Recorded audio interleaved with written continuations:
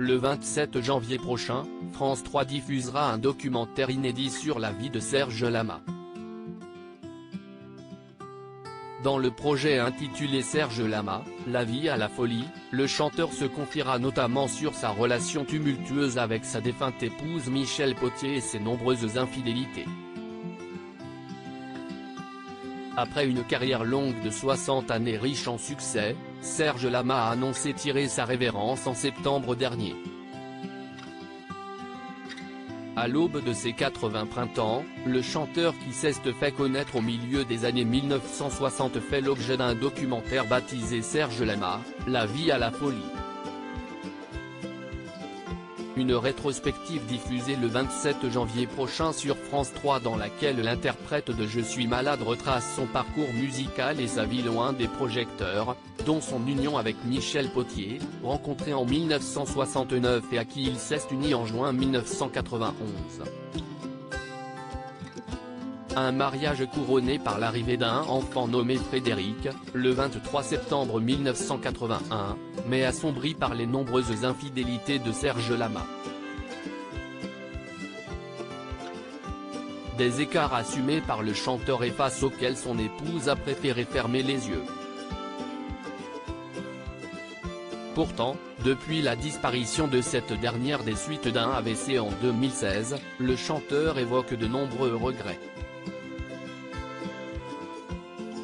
Avec ce projet télévisé, CIST l'heure du bilan et de l'introspective pour le retraité de la scène qui, devant les caméras de Mireille Dumas, se confie sur son histoire d'amour avec l'une des femmes qui a marqué son existence.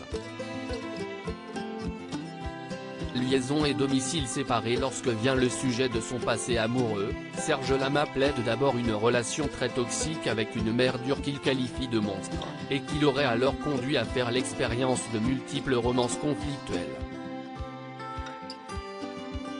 Aussi, il explique durant l'entretien avoir vécu séparément avec Michel Pottier dans le but de préserver une romance fragile. Michel est plus indépendante que moi, elle n'aurait pas pu me supporter 24h/24.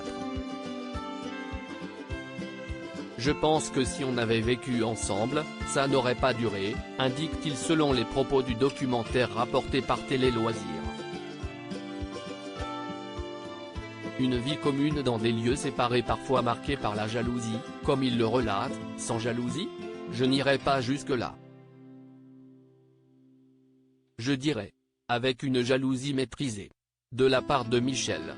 Une idylle tempétueuse dans laquelle son épouse a fait preuve d'un tempérament robuste face aux incartades de l'artiste et qui resta silencieuse à l'arrivée d'une seconde femme, Luana Santonino, de 35 ans, la cadette de son mari, avec qui il s'est finalement uni en 2022.